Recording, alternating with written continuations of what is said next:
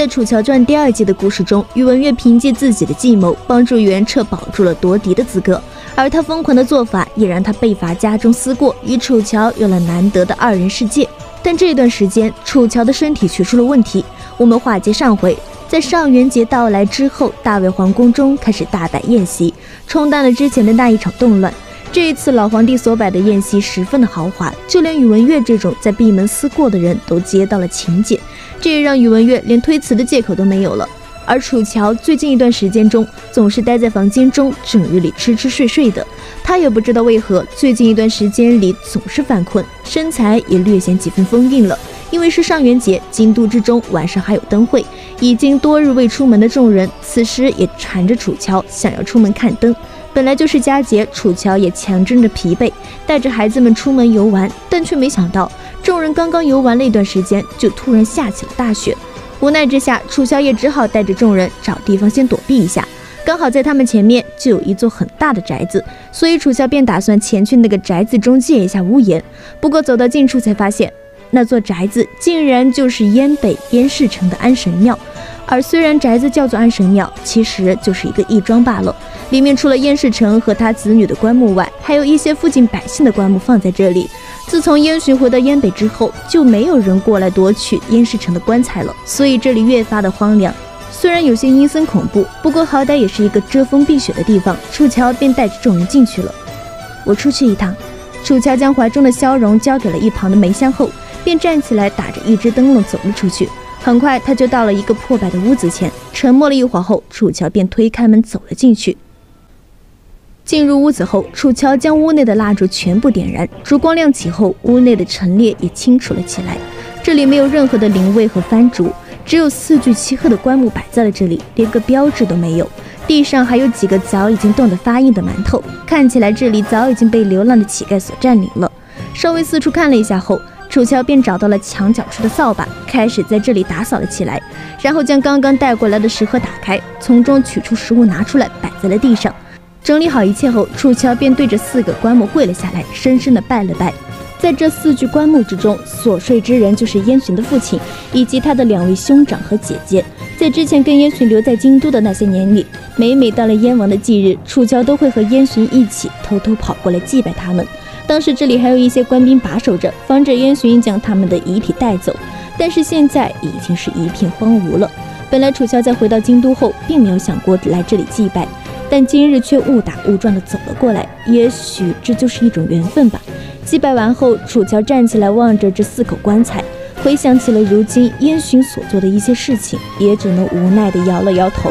燕巡如今的手段是越来越厉害了，手段之准，眼光之利，胆量之大，可谓是当世第1等的将才。而唯一能够跟燕巡一较长短的，恐怕当世之中也就只有宇文玥了。2人现在也到了一种不死不休的状态，但楚乔到现在其实还是不愿意看到燕巡败落，他也不知道自己到底希望哪一边能赢，只能交给命运去进行抉择了。而就在楚乔沉思了一会儿，打算离开时，门外的风突然大了一些，将房门给吹开了。此时一个戴着黑色斗篷的人站在了大雪之中，如同深渊一样的眼睛死死地盯着楚乔。在《楚乔传》第2季中，燕巡因为被权力蒙蔽了双眼，与楚乔越走越远，甚至成为了敌人。而在楚乔的心中，却依然记得他们发生过的点点滴滴。一次机缘巧合，他再次回到安神庙祭拜燕巡的父亲。在这大雪深夜之中，却有一个神秘来客同样来看望老燕王。他究竟是谁呢？话接上回，在楚乔看到这一个人的瞬间，他以为自己又看到燕巡了，但很快他就反应了过来，燕巡此时不可能来到这里。而那个人也并未说什么，只是抬脚跟仆人走进了屋子中，然后找了个地方坐了下来。因为这个人在出现之后就一直咳嗽，看起来身体十分的羸弱，也让楚乔更加确定他不可能是燕巡。今晚的风雪可真大啊！这个人坐下后，看着楚乔很突兀地说出了这句话。此时楚乔微微一愣，感受到了这个人身上一股低压的气势流出。是，的确很大。楚乔此时也点了点头回应道，现在他还在猜测这个人的身份，却始终没有一点头绪，很快，在两人的谈话中，楚乔得到了一些有用的信息，那就是这个人是一位老者，而且他还知道10几年前燕王的那些事情。在老者将自己的斗篷摘下后，楚乔看清了他的面容，此人正是大卫的老皇帝。要不要过来陪我喝2杯？老皇帝让仆人从箱子中拿出了一壶酒，对着楚乔招呼道：“喝一杯又何妨？”楚乔点了点头，不过还是小心翼翼地用自己的银簪试了下毒，确认没事后才将酒饮下。这倒是有点意思，能把它给我用用吗？老皇帝并不恼怒，只是微微一笑，指着楚乔的发簪问道：“您这样的人还怕有人下毒？”楚乔虽然有些不解，却还是将发簪交给了他。小心一点总是没有错的。老皇帝笑着接过发簪，试了一下，确认没错后，才将酒喝了下去。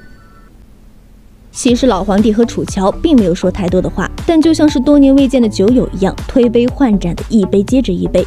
虽然酒中无毒，但楚乔却不胜酒力，很快就有些醉了，思绪开始混乱地飞舞了起来，又开始想到了当初的那些事情，眼角也不自主地滑落下了泪水。而这一幕也让老皇帝有些震惊。安福，真有人喝了黄粱之后还会哭吗？老皇帝看着楚乔的样子，轻声问了一下身旁的那位老仆人。奴才从未听说过有人喝下黄粱会哭，想必他的心中有很多的苦楚吧。安福说完这句话后，微微皱了皱眉，似乎有些不解，这么尊贵的身份也会有苦楚吗？越是自以为抓住了幸福，越是会害怕有失去的那一日。这孩子的心里恐怕有着连他自己都控制不住的恐惧吧。老皇帝微微一笑，然后便起身指了指安福身上的披风。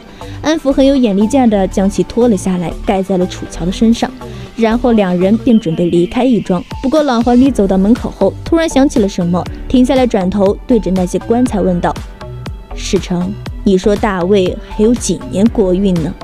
在问出这句话后，老皇帝自嘲地笑了笑，然后转身带着那位老仆人一同离去了，只剩下还在安睡的楚乔。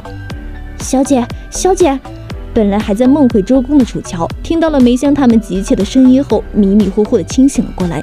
他连自己什么时候睡着的都不知道，而此时门外的风雪也小了很多。稍微整理了一下后，楚乔便也带着众人回到了府中。这一次的经历还真是让楚乔感到了十分的梦幻。在楚乔传2中，燕洵带领的燕北跟大魏战事持续吃紧，两国的情况也同样到了寒冬。现在就看谁能真正撑过这个冬日了。话接上回，在大魏的春宴过后，黄巢的疲惫就开始凸显了出来。陇西一带灾民遍布，即便是朝廷已经下了赈灾檄文，老皇帝也竭尽全力地抽调国库，但却依旧不能妥善安置全部的灾民。因为战争的持续，短短几年时间就将一个全盛的帝国啃食得骨瘦如柴。虽然大魏如今国力是一日不如一日，但是燕北也不好过。终日冰雪的覆盖让燕北百姓们的粮食都断了，无数百姓饥寒交迫，饿死在了家中。燕洵也只能凭借从南梁抢来的一些粮草，艰难地度过了这个寒冬。所以燕北的攻击也被这个天灾拖慢了脚步。在等到3月份的时候，老皇帝将北湖一带封给了袁彻作为封地，宇文越的禁闭也总算是结束了。因为先前元阳被剥夺了军权，如今所有皇子中，袁彻可谓是水涨船高，在宇文越的辅佐下是越来越威风了，似乎一切都在向着好的方向发展。而在3月中旬的时候，燕北方向传来的一个消息，更是让整个大魏朝堂开始嘲笑起他们来。因为燕洵想在边界上跟大魏进行通商，以马匹和铁矿来换取大魏的粮食、茶叶、盐等物资。这件事让整个大魏朝堂笑声一片，纷纷嘲笑燕北是穷疯了。不过楚乔对于这件事却十分的担忧，大多数的人都只看到了燕北的颓败和窘迫，但以燕洵的心思，这件事恐怕不会这么简单。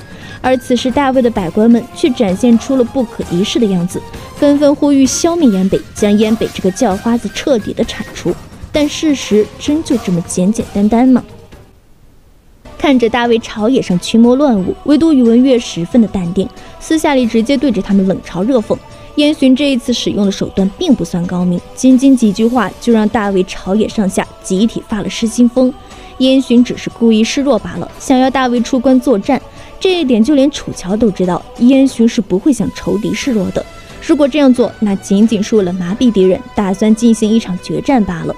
这个冬日似乎十分的漫长，即便是已经开春，外面却依旧有着很多还未化掉的冰渣。宇文玥也前往了邺城公干，燕北方面的战事停息了下来。无论是燕明关的守军如何挑衅，燕巡都没有选择派兵出关迎战，似乎真就是人困马乏，丝毫没有打算继续发动战争的想法。所以这几日中，整个大魏好战的积极性似乎都被调动了起来，纷纷上书让老皇帝派兵出征燕北。但老皇帝这几日旧病复发，已经有段时间没能上朝了，所以出兵的事情又被搁置了下来。而宇文玥则更是不管这些事情，除了忙于公干之外，就是筹备自己和楚乔的婚事。两人的新婚将至，整个司马府里里外外都开始忙碌了起来。不过越是临近二人的婚事，楚乔心中的不安也就越发的明显了起来。因为燕北诡异的战报，加上大魏突然掀起的好战狂潮，都让楚乔如坐针毡，只能小心防范，等待宇文玥归来。而宇文家在这段时间中也纷纷登门造访，楚乔也只能忙于应付那些宇文家的小姐和公子们。虽然没有了宇文怀那么讨人厌的存在，不过很显然，这些宇文家的人似乎依旧看不起他。不过楚乔向来不在意别人的眼光，以自己如今的身份，还轮不到他们来指手画脚。比起这些，楚乔更为在意的还是燕北那边的战事。大魏将崩，这是板上钉钉的事情了。那么燕巡接下来会如何去做呢？就让我们下期再见吧。